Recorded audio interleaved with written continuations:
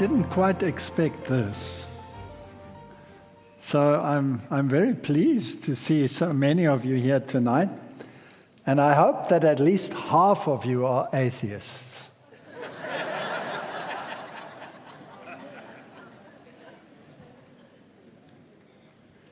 I'm not joking. I'm serious.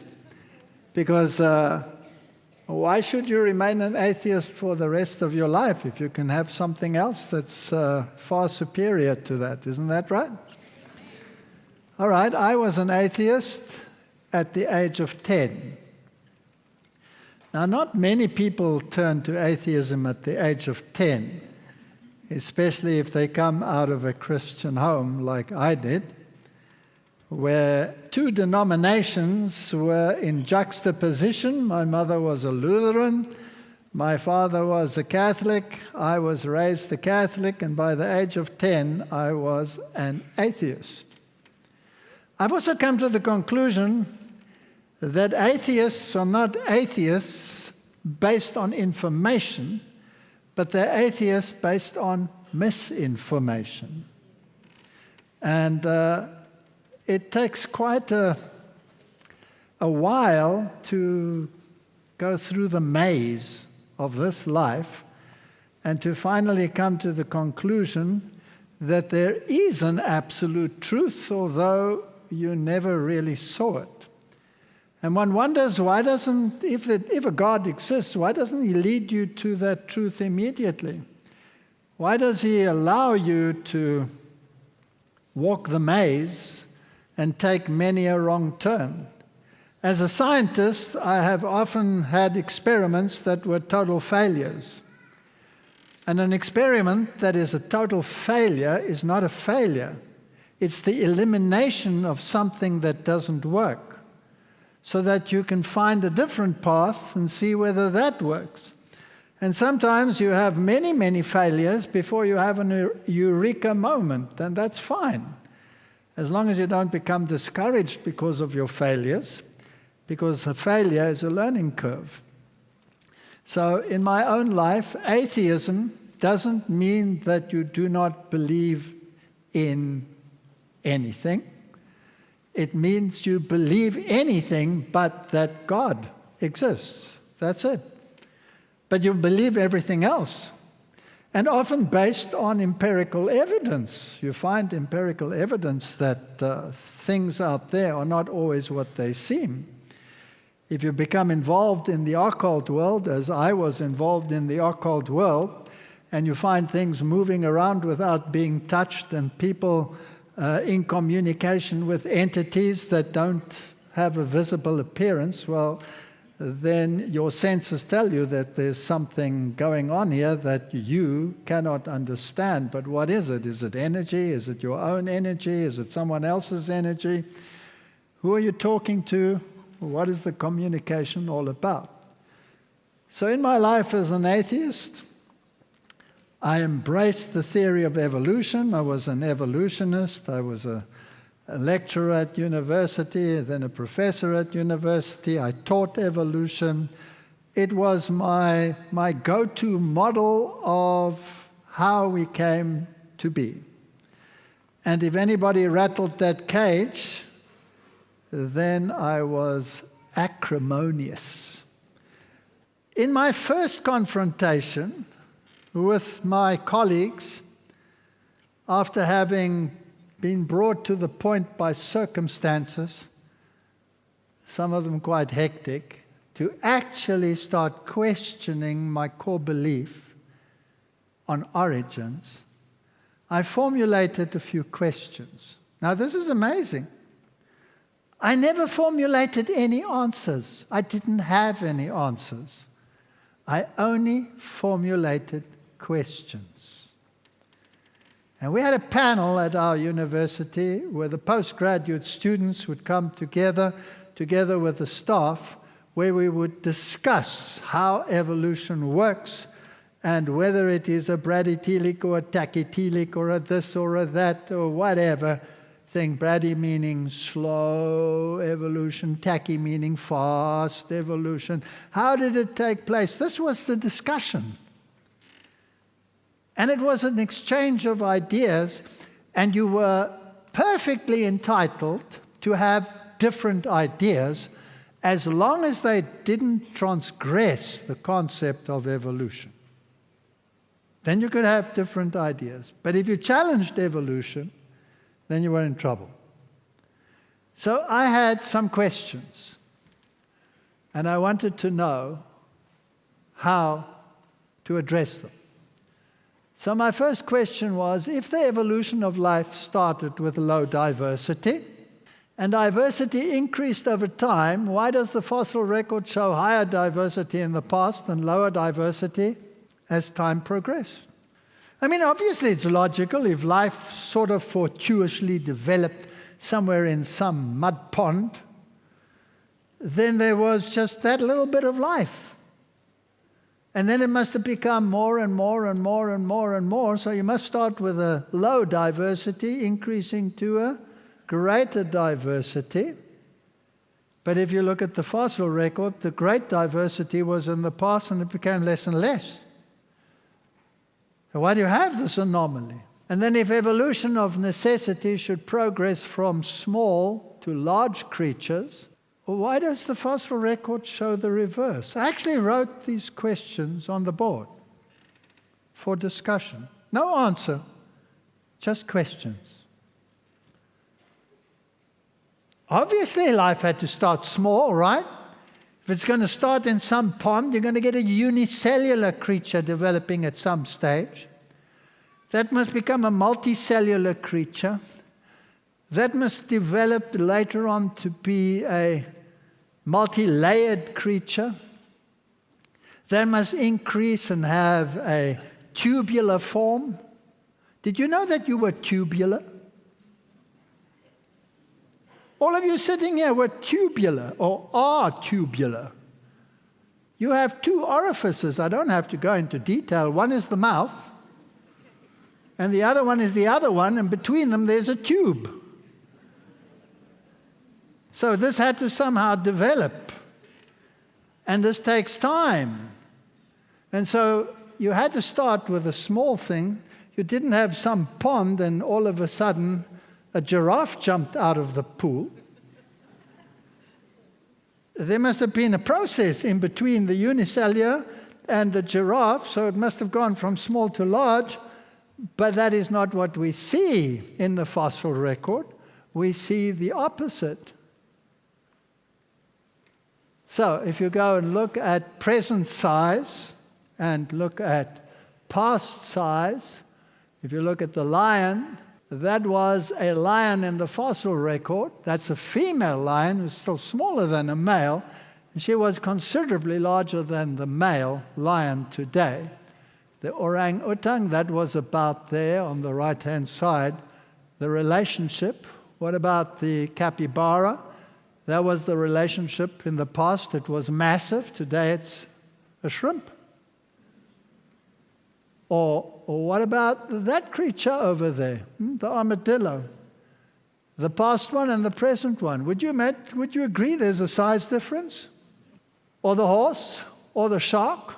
I mean, the ancient sharks that roamed our seas would use a fully grown white shark today as a toothpick. Or the bisons, or the crocodiles. They were huge compared to what we have today. So is that evolution or is that devolution? Is that going forwards or is that going backwards? These are logical questions. Why should everything have been so different? So the Bible, does it talk about large things? Does it talk about large human beings? Absolutely. We laugh at it and we say this is mythology. This is some fable. Well, was it a fable? All right, my third question, I'm only going to do 10, because that's all I could think of at that stage. Natural selection works by eliminating the weaker variants. So how does a mechanism that works by subtraction create more diversity? Logical. Two creatures, One is fitter than the other. The fit one survives, the other one goes extinct. I started with 2, I end up with what?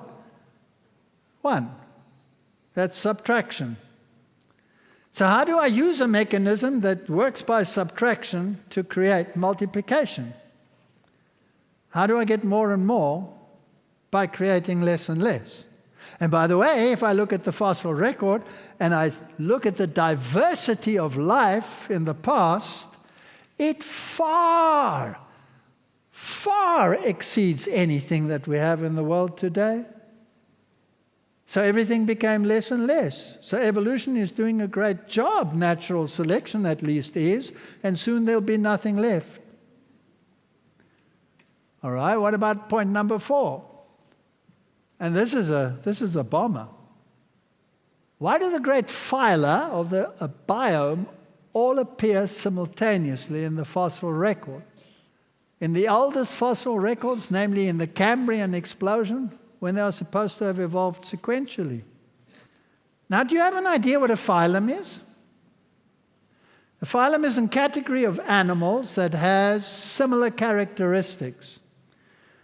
And you, for example, and I, belong to the phylum Chordata. Of one of the subcategories of that phylum is Vertebrata, vertebrates, to which we belong, because we have a vertebrate backbone. But Chordata, whether they have vertebrae or not, even if they have a rod in their back, they are chordates. So there are many, many creatures that belong to a phylum. So if you just take the vertebrates, which is just a subcategory of the phylum Chordata, then you would have the fish in there, you would have the frogs in there, you would have the reptiles in there, you'd have the extinct reptiles, some mammal-like reptiles in there, you would have all the mammals in there. I mean, that's a huge category. And if you compare that with another category, like the mollusks, the mollusca, everything that runs on a muscular foot without any backbone of any nature. So you could have a snail and a squid and an octopus, which works on this muscular system. They all belong to the mollusks. So every seashell that you find, all the creatures that have a muscular foot, all of these snail-like creatures in the world, all of the squids, all of the octopi, they are all part of one phylum. Or the phylum arthropods, arthropoda. Everything that has a jointed leg, like an insect, doesn't have a skeleton. They belong to the arthropods. A huge category, anything from a crayfish to a prawn to an insect to a cockroach to whatever. Anything that you can think of that has these jointed legs, whether it's the fly that irritates you, the mosquito that irritates you, the scorpion that stings you, they all belong to this category. Huge category. Now, think evolution. These totally different organisms, totally different. I mean, the one has an internal skeleton, the other one has an outer skeleton, the other one doesn't even have a skeleton. I mean, it's crazy. All of these appear at exactly the same time. Boom. Is that confusing? That is so confusing. Why do they appear simultaneously in the fossil record? Shouldn't it take millions and millions and millions and millions of years for one to perhaps give rise to another over time? What happened here? And then there's a little bit of a more complicated one.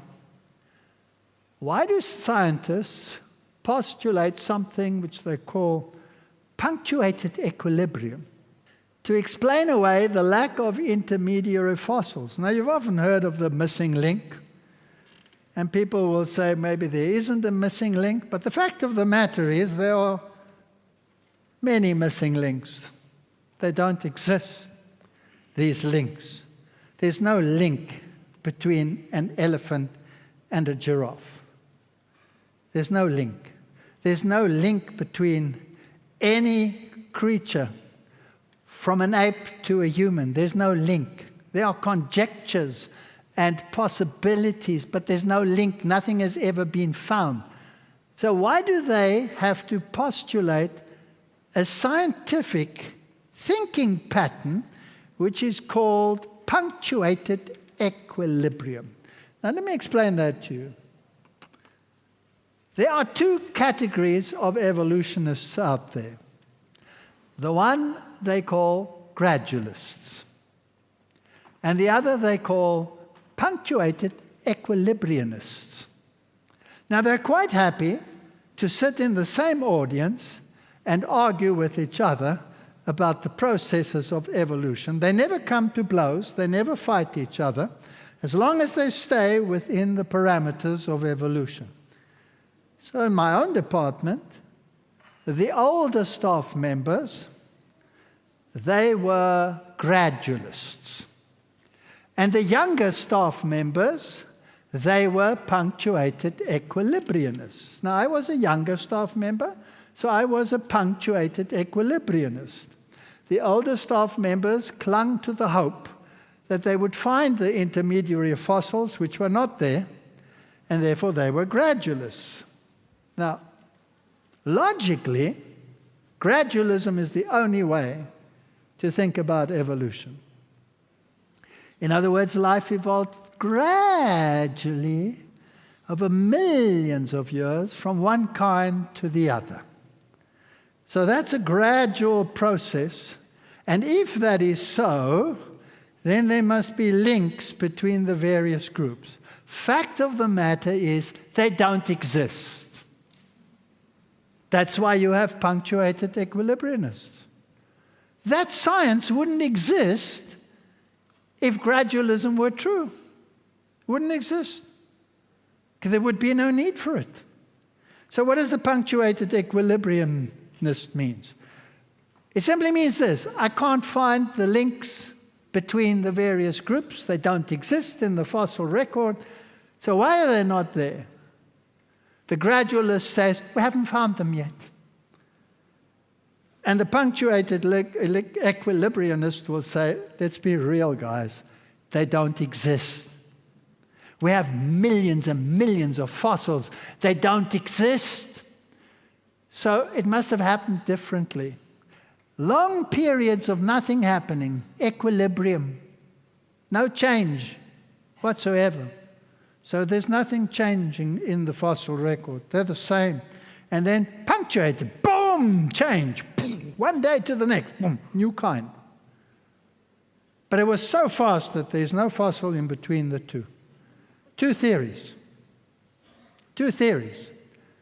The one specifically designed to explain something anomalous in the original theory. That tells you something.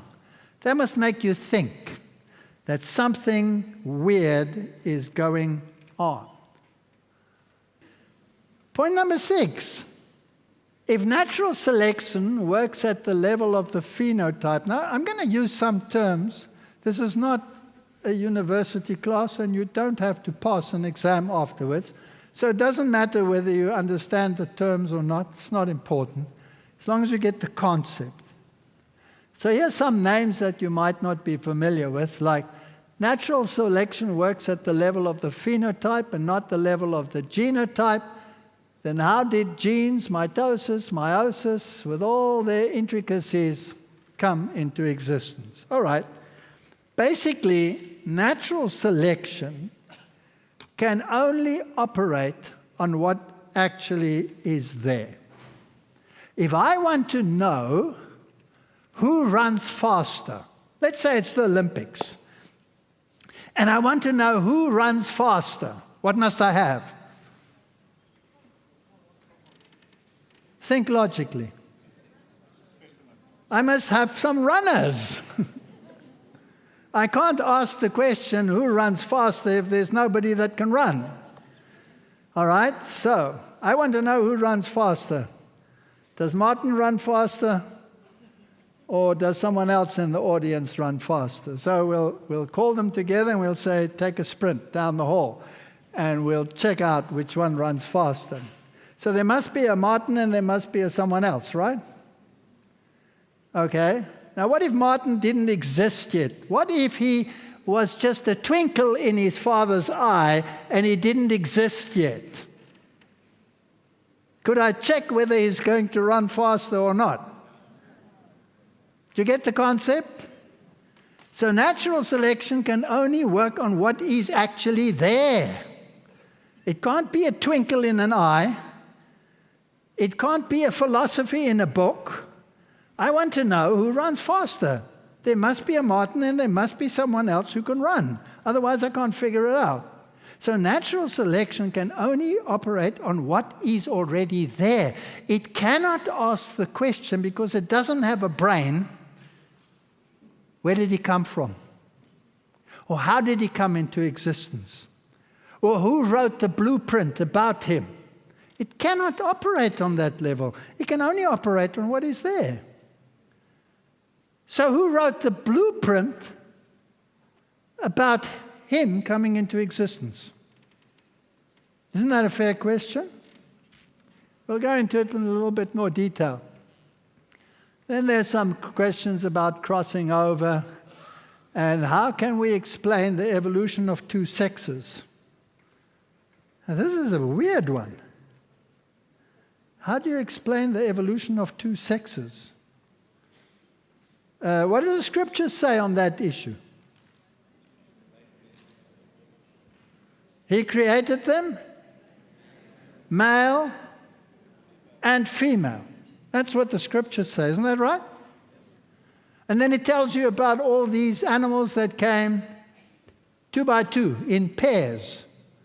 A male with his female.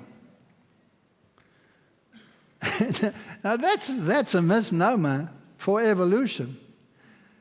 Because the two sexes are the answer for variety. Remember, natural selection makes less and less, right? So the question then arises, how do you get more and more?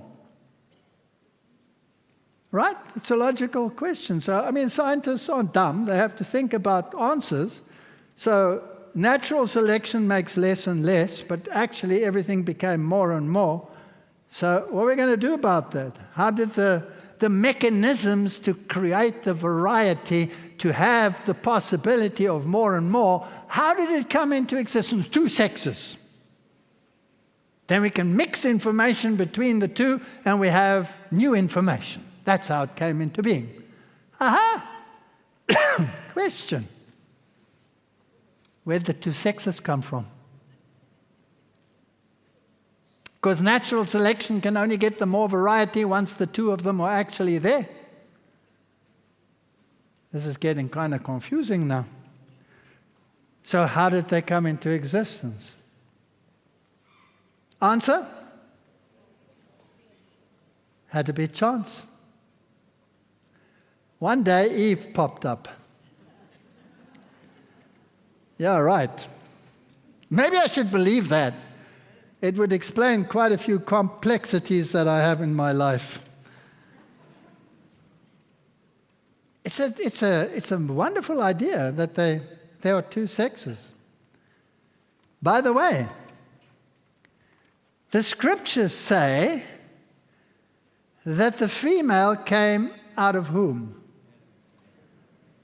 Out of Adam. That's not even logical. Everybody knows I was born of a woman. I called her my mother. So isn't it more logical for the woman to be first than for the male to be first? But the scriptures say she came out of the male. Now, purely scientifically, is it possible for Eve to give rise to a male? No. No. Unfortunately, Eve lacks something. And Eves, don't you forget it. You lack something. You don't have a Y chromosome. You only have an X chromosome. Does Adam have an X chromosome? Yes, he has. So Adam can give rise to Eve, but Eve, sorry, you can't give rise to Adam. So they're interesting little nuances, but I'm digressing. There are other problems: the origin of matter, the origin of the genetic code, the irreducible complexity, the universal flood. Do these things really exist? Where do I come from? Please answer me.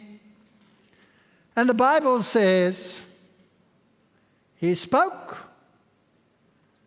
and it stood fast. Doesn't it say that somewhere? He spoke. He was a word. In the beginning was the Word, and the Word was with God, and the Word was God. All things were made by Him, and without Him was not anything made that was made. He spoke. Okay. What did He speak it out of? Out of nothing. Although He did form humanity out of the dust of the ground, but the others, no. There was no question of that. He spoke, and there they were. So what does science say? Well, let's ask the physicists, the quantum physicists, where do we come from? And they will tell you that we came from nothing. So one of the top scientists in that field was Lawrence Krauss, and he says the answer is nothing. And under our current understanding of physics, and contrary to traditional logic, it is not just probable that we got something out of nothing, it is absolutely inevitable that everything came out of nothing. So where did the nothing come from? And the nothing came from a big bang. So what exploded? Nothing. Now I'm talking science. I'm not talking scripture here. I'm talking science. So nothing exploded and created everything. That's contrary to logic, right? Ex nihilo. What's the first thing that the scripture says God made? And it was evening, and it was morning, and it was evening the first day. What was the first thing? Light. Let there be light. Okay, what does light consist of? Consists of something called photons. Photons. Okay, so light consists of photons. Can a photon hit something and leave its mark? The answer is yes. Have you ever heard of a photographic plate? Or in the old days, a film strip? If you shot a light beam at it, it would leave its mark. It hit it, and it would leave its mark. And then you could develop it, and you could see something. So a photon could actually hit something. Great. So light consists of photons, and photons can actually hit something and leave a mark. So it must be matter. Photon must consist of something, because if it hits something, it leaves its mark. If I throw a pebble at you, it'll leave a mark. You'll have a red spot. Okay, so let's take one photon and aim it at a photographic plate and shoot it through a hole. On the other side, it leaves a mark. One photon. Okay, let's make two holes and take one photon and shoot it at two holes. How many marks in the bag? One photon, two holes, and I'm shooting it through a hole. How many marks in the bag? Logically, how many? One. Practically, how many? Two. Okay, let's make 10 holes. 10 holes. Okay, I'll shoot one photon through 10 holes. How many marks in the back? 10. I'll make 1,000 holes. Shoot one photon. How many marks in the back? 1,000. Okay. So it can't be matter. Because matter can't do that. Only a wave or energy can do that. So it must be a wave. But how can a wave leave its mark if there's nothing? Do you see, science is confusing. So science tells me everything was made out of nothing. And if you really analyze light, it's not matter. It's really nothing, but it leaves a mark. So it gets rather interesting. So where all this stuff come from? Well, nothing exploded and then changed into a gas, hydrogen. Eventually, some of the hydrogen collided and formed helium. And eventually, all of this gas expanding somehow had to contract and make a star so they could get nuclear fusion, and out of the helium and the hydrogen make all the other atoms that are necessary. And then I'll explode that star, and I'll put all of these new things into the environment, and then I'll jump them together, and I'll create planets, and I'll circle them around the sun so that they're nice and hot. And then I can get the evolution of life. That's the conjecture. But what exploded in the first place? Nothing. And then it created the gas. And the gas had to form the other elements, so I need a star. Have you ever popped a balloon and tried to gather the gas back together again? Now imagine in a vast vacuum, getting it to coalesce again. Okay, what am I going to use to coalesce it? I'm going to use gravity. Ha-ha! I've got it. I'm going to use gravity, and I'm going to pop my balloon and going to use gravity to gather it and make a ball.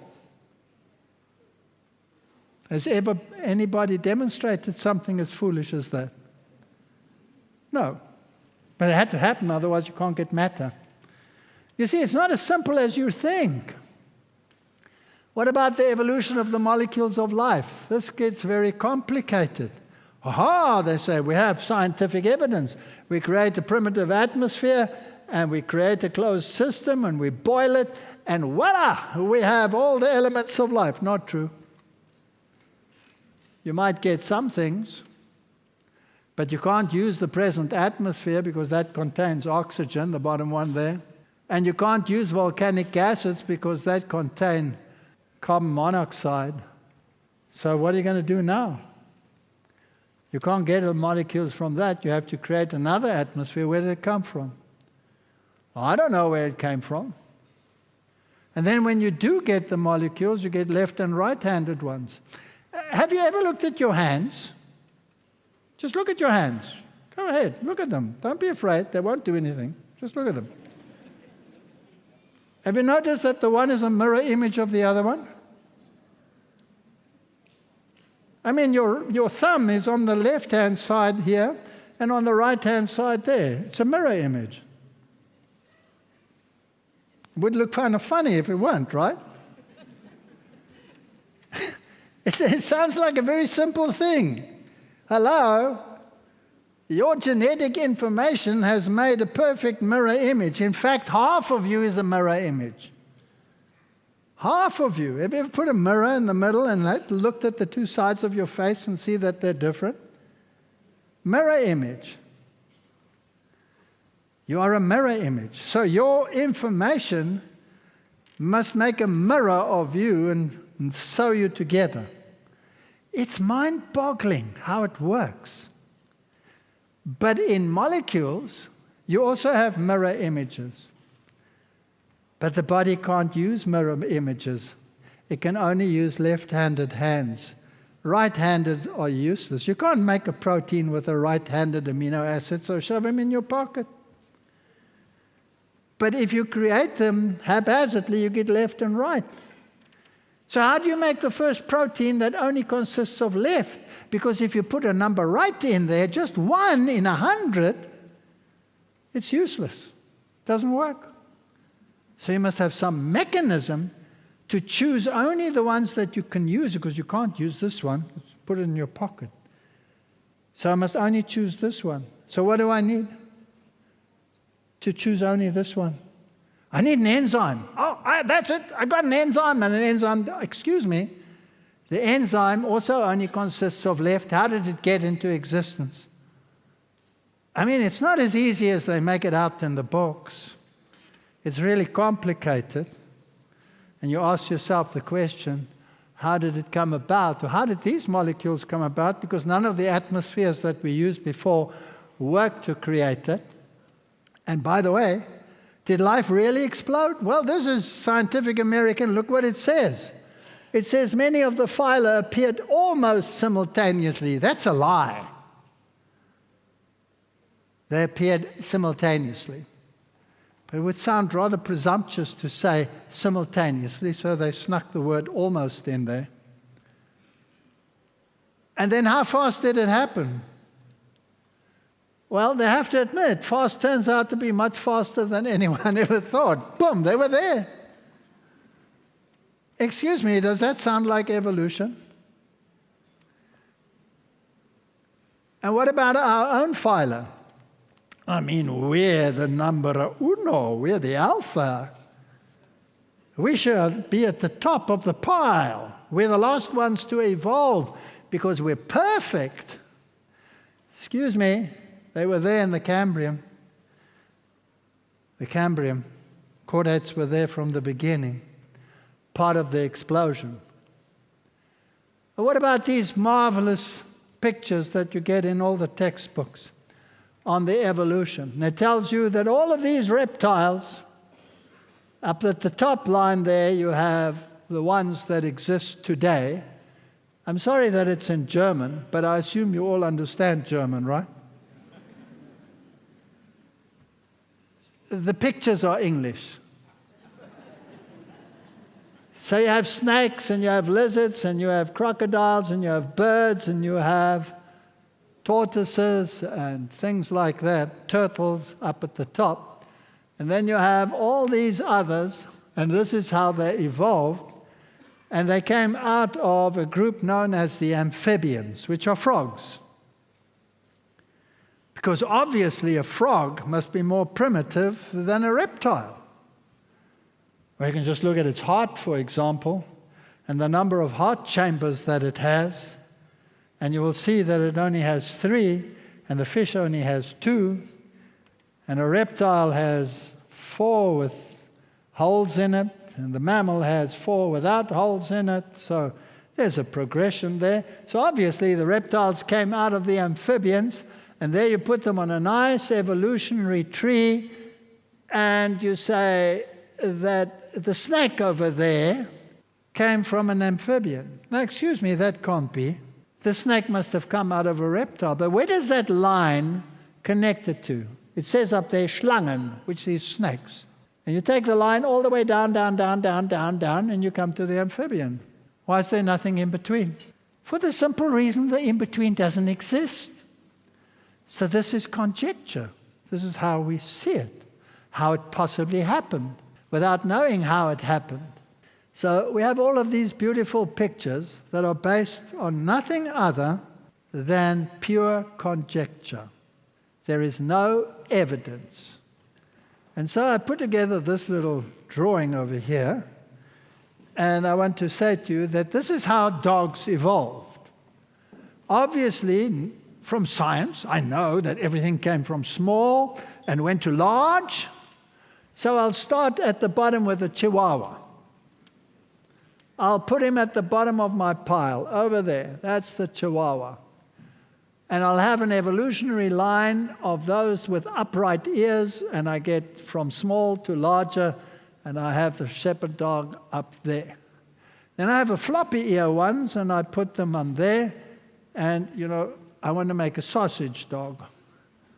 So I put all the flat one with the short legs over there, and I have the basset on the top and the dachshund somewhere in the middle. And then I have the big dogs over there, and I'll put the St. Bernard at the top because that's the biggest one. And the bulldog is such a mess, I'll just put him on the side. That's how it happened. It's perfectly logical. It's the same what the scientists do with the other fossils. Did it happen this way? No. How do I know? How do I know? Because all of them came out of the wolf. All of them. So actually, I must put the wolf at the bottom and all the others at the top. But that would be contrary to logic. But that's the fact of the matter. So the wolf contained all the information for every dog type that there is in the world. And the genetics of humanity contain all the information for every single human being in the world. And will the two of you, even if you're twins, that are absolutely identical in every single way, please stand up. Why are you not standing up? What's wrong with you? Because you can't, right? Because there's nobody in this hall that's absolutely identical. So where does that variety come from? From evolution? From two sexes coming into existence? Boom! One day? There must be built-in variety, so somebody must be a lover of variety. When it comes to the evolution of the horse, that is what you'll say. They'll say the smallest one, of course, at the bottom, we'll call that Hyracotherium. Why would you give it a name like that? Well, because it resembled the hyrax. In good old Afrikaans, somebody said I must use Afrikaans words, so here's one. Dassie, die dassie. So die dassie het die oorsprong gegee aan die perd. The hyrax gave origin to the horse. If you want to believe that, that's what science says. And it will create them from small to large. But the fact of the matter is that all these varieties are contemporaneous, just like you get tall people and short people in the world. What about the evolution of man? All these nice fossil assemblages that they give you in the textbooks. And they'll put Australopithecus at the bottom. By the way, what does the name Pithecus mean? Australopithecus robustus, Australopithecus, whatever, all the different specific names for them. What does the word Pithecus mean? It means ape. So in other words, they were either all ape or they were all human. But there is no intermediary fossil, no matter what they want to say. Now let me just unpack this phenotype, genotype thing for you a little bit more and see that you understand it. Genotype is on the left there, and it's basically what your genes look like. And the phenotype is what you look like. And as I explained, if I want to know if Martin runs faster than John, then Martin and John must both be present and they must exist, so there must be phenotypes. And I don't care about the twinkle in their parents' eyes.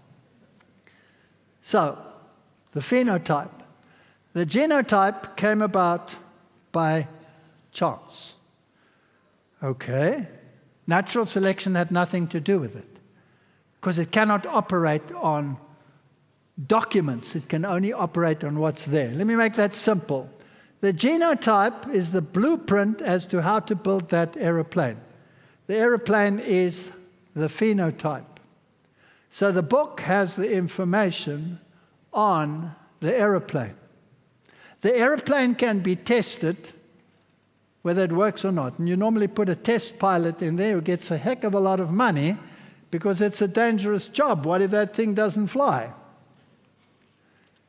And if you want to have selection, then you must have two of them at least.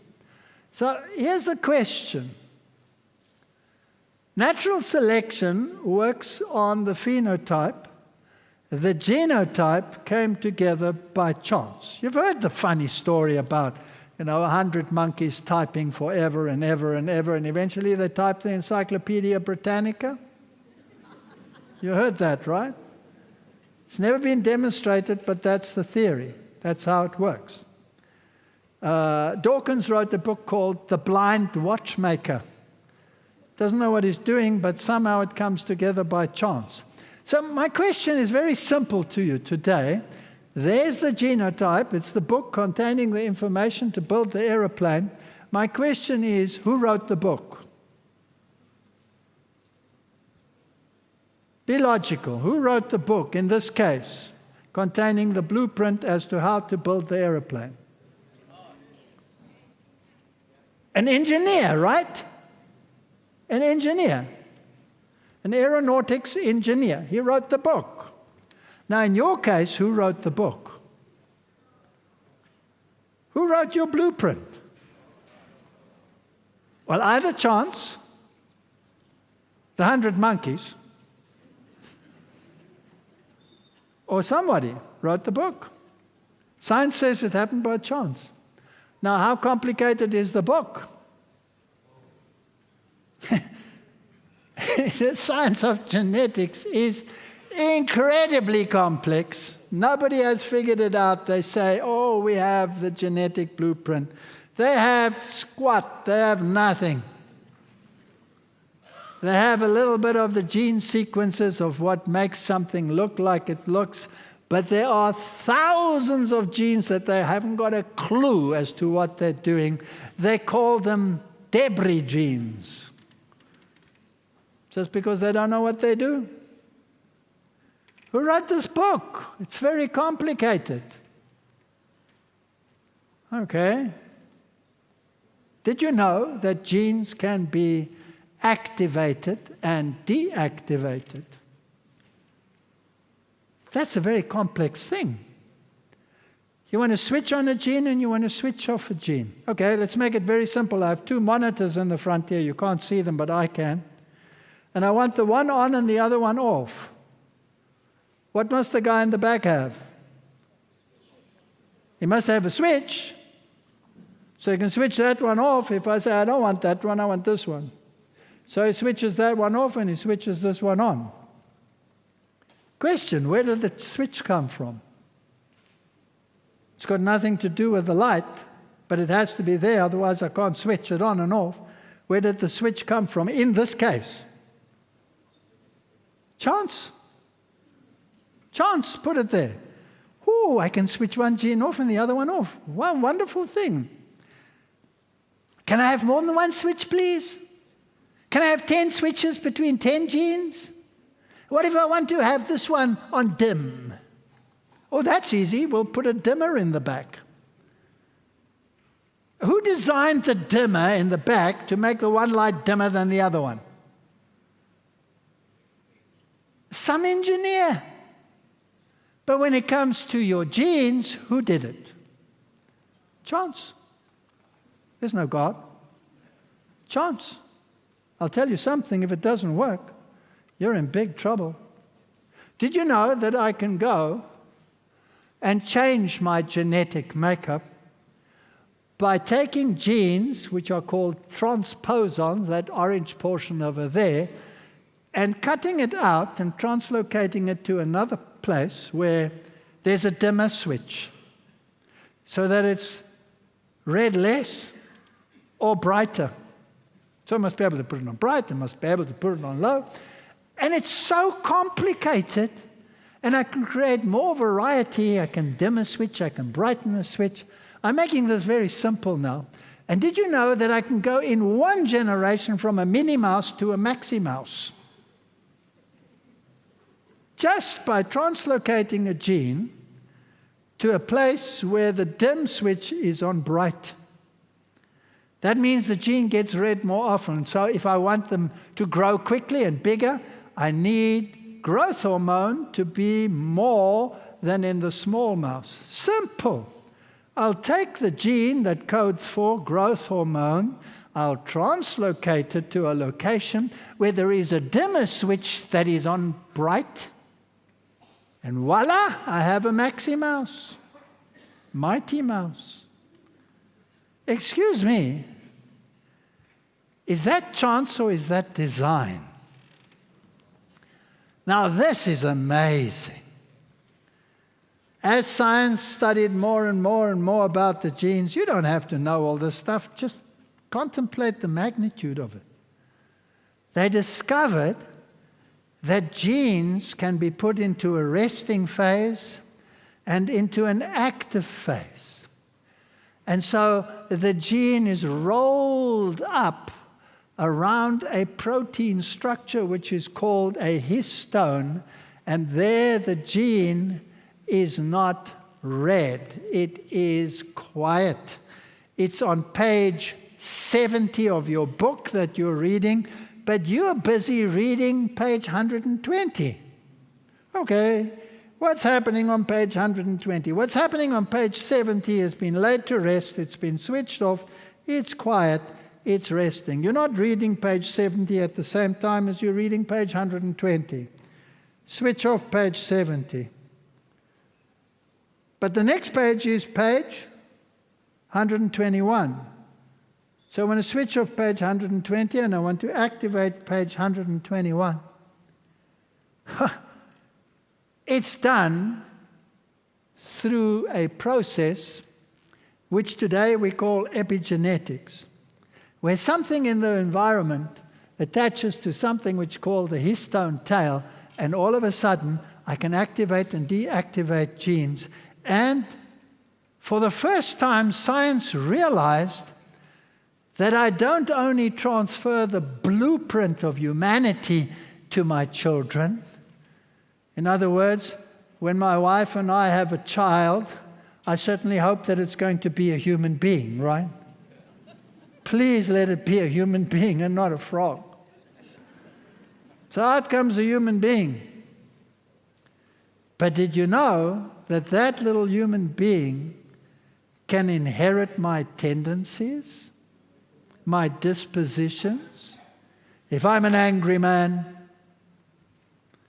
or I'm a cheerful man, or I'm an alcoholic, or I'm a pervert, did you know that that child can inherit those tendencies?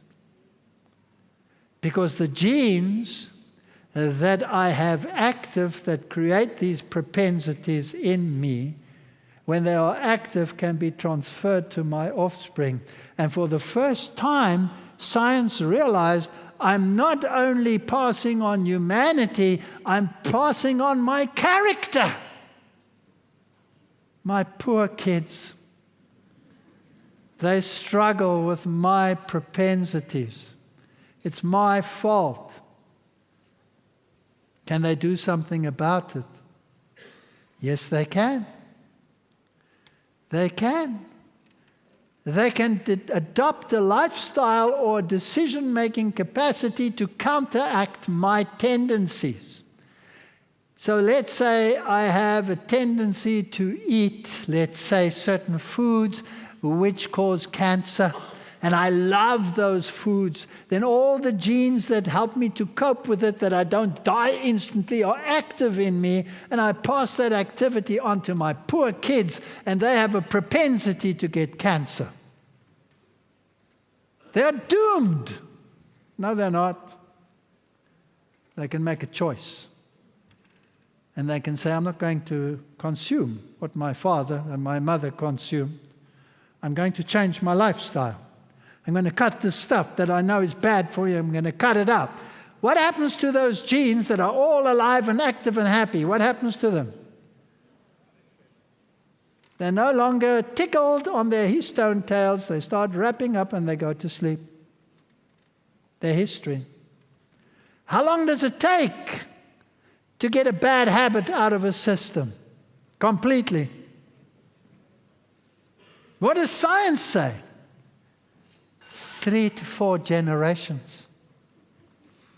I will visit the iniquity of the parents on the children to the 3rd and 4th generation.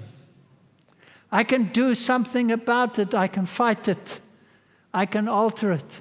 If I have a propensity for breast cancer, I don't have to remove my breasts. I can change my lifestyle. I'm talking realities of what's happening in the world. People actually do that. Fascinating. So complicated. So intricate. How did it come into existence? Chance. Chance. I want to wrap it up by talking about something very simple called irreducible complexity. Because this is fascinating. Here's a scientific publication about something that has an irreducible complexity, namely the bacterial flagella motor, which all the men here have as well, and the female in other portions of the body as well. The male sperm cell has a flagellum, and it has all of these amazing flagella proteins, the FLIF, FLIG, FLIM, FLIN, FLIG, daddly-dee, daddly-da, daddly-da. And it looks like that. And it has a stator motor. And it's a fascinating machine. And you get two kinds. For example, you have E. coli or Salmonella, and their flagella motor runs on protons, on hydrogen. And then you have another organism called Vibrio, and it doesn't run on hydrogen, it runs on sodium. In other words, I have two engines here, and these are amazing. Amazing, that's what they look like. They have very lot of similarities, but they run on different fuels. Do we have that in the motor industry? Do we have cars with engines that run on different fuels? They have similarities, right? When you open them up and you check them out, they have pistons. But the one has spark plugs, the other one doesn't have spark plugs. They look different. The one runs on what the British call petrol, and the Americans called gas. And the other one runs on diesel, two motors. Now, if I told you that the diesel engine in its completeness, so that it's actually functional, or the petrol engine in its completeness, that it's actually functional, one day fell out of the sky and was fully operational, would you believe me? Okay, could I get it by evolution? Let's say a piston involved one day, and there was a piston. And in another place, a crankshaft came into existence. And in another place, whatever else was needed to make it functional, a carburetor in the case of the petrol one, and a high-pressure system in the other one, came by chance. Would they come together to create this engine? Never. And so it is with these two engines. They have to be in that configuration absolutely perfect. And by the way, they have a forward gear and they have a reverse gear. They can go forward and they can go backwards. They have an accelerator. They can go fast or they can go slow. And they have a 4x4 switch because they can increase their torque so they can go over a hill. Otherwise, ladies, you could never become pregnant if all of that wasn't built into that motor. Question: how does science explain the complexity if the complexity is irreducible? It's got to be there in its totality. It can't develop incrementally, and yet it exists. Or let's make something very simple. What color is a leaf? It's green. Why is it green? Because it contains chlorophyll. What is the chlorophyll in? It's in something called a chloroplast. So in a chloroplast that looks exactly like there on the right, that is the configuration. And you take this leaf and you hold it in the sun, and it produces sugar. Sugar. And from that sugar, you can, through enzymes, create everything else that you need to stay alive. So here's a powerhouse. It's a power station. And you put in light and water on the one side, and you hold the funnel on the other side, and out comes sugar. Must be the easiest thing to feed humanity with a system like that. Has anybody ever duplicated it?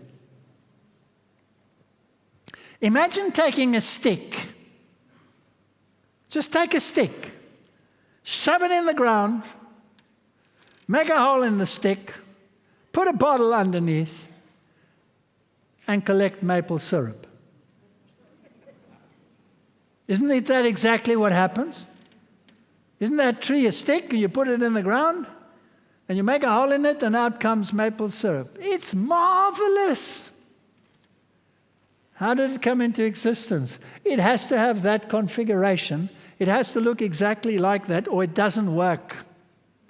It's called irreducible complexity. I'm telling you, it needs a designer, because it cannot come into existence by itself, no matter how you boggle it. So when you look at the fossils, they've always been what they've been. So this one, was it more primitive than one that can fold its wings? Or did they both occur at the same time? The earliest fossils that you find of a fly's eye or an insect's eye, with its complexity, by the way, the Hubble telescope is designed on this basis, with that complexity was complete from the first time you ever find it in the fossil record. There's no incremental increase. This smacks of design. I can't believe it, Fred, 60 million years since I've last seen you and you haven't changed a bit. Except that he got smaller. All right, so we've had all of these complexities. Now I put those questions on the board. What do you think was the reaction of my colleagues? I asked the questions, all right? I gave you some answers. I didn't really. I just gave you questions. I didn't really give you any answers. I just gave you questions. What do you think was the reaction of my colleagues to my questions? They all said, wow, that gives me something to think about, right? No, that was not their reaction. Some of them were literally foaming at the mouth. Literally. They were so angry they jumped out of their skins. I gave a lecture at another big university, the highest ranked university in my country.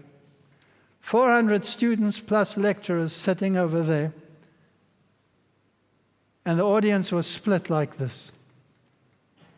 Half the audience said, wow, I never thought of that. And what did the other half do? They were furious. Furious. The one professor got up, he walked to the front and he spat in my face in front of everyone.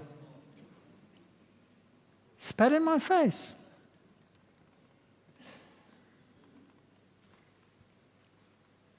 I took a handkerchief and I wiped it off.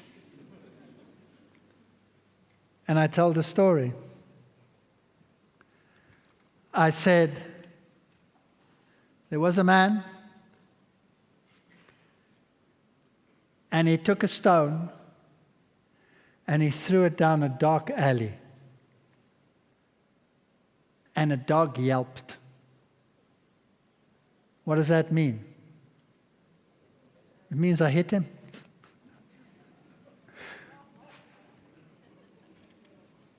Do you get my drift? That means I hit you. I hit you somewhere. I hit you somewhere where you don't like it. Why don't you like it? Because you have to change your worldview. Because if there is a designer, it means you have a responsibility towards the designer. That means you're not alone in this world. You can't hope for an extraterrestrial. You can't hope for Donald Trump to dig you out of the mess, to come arrest some prime minister that he doesn't like. You can't do that. You're responsible to someone. And what if that someone has a set of rules and you don't like rules? I don't like rules. Nobody likes rules. Do you like all the rules that you have? No. Sometimes the pain of not obeying them is worse than the pain of obeying them. So, some people are kept in check by fear. Some people are kept in check by morality. I mean, it differs from person to person. Who cares as long as society somehow operates? But if there is someone out there, and he is the designer, does he then have some connection with me, or does he just leave me? Question. If there is a deity out there, I actually asked that question once. I was sitting in a church and I was feeling miserable about myself, and I needed a priest to talk to. And that priest was out shopping. So I asked his associate people when he would be back. And they said they didn't know. I could sit and wait. So I waited. But his shopping list was very long, so he didn't pitch up. So I figured to myself, well, if I really need this one to ensure my peace of mind, then what happens if he doesn't pitch up and I get run over by a bus in the interim? So eventually I got to the point where I said, if there is a God, then reveal yourself to me. Man, that's the worst question I ever asked in my life, because I got an answer. And that's why I'm standing on this stage. Because I'm telling you that such a God exists. And did you know that he's the only one in all of Scripture, and I'm talking not about only biblical Scripture, all sacred writings in the entire world, that took the responsibility for my actions upon himself? That's like a father stepping in when the son does wrong and protects him and says, I'll bear the consequences. He actually cared. He actually cared. And then when I look at the world and I see that he's the most maligned, the most misunderstood, the most hated, the most sidestepped individual in the entire universe, I ask myself the question, why? What is it about him that nobody wants? Or why is it that they want some of him but not all of him? Some of them love the redemption side, but they hate the king side, because the king has rules and governments and all kinds of stuff like that. Anyway, I hope I made you think tonight that maybe there's a God out there, and maybe he has a plan. Now, if he has a plan, why is everything in such a mess? He seems to be a pretty poor housekeeper. Do you know what they call him? An absentee landlord. Do you know why so many people don't find truth? It's because they don't seek. They're comfortable with their circumstance. And the scripture says, seek and you shall find. Knock and the door shall be opened unto you. So sometimes God has to allow circumstances in your life that are perhaps not the rosiest, just to get you to the point where you seek. Is there a God out there with this mess in this world? Is there a God out there that cares when little children go through what they have to go through in this world? When they start cutting them up before they're even 3 years old, good gracious, what's going on in this world? Is there a God out there? Seek and you will find. May God bless you, and thanks for listening.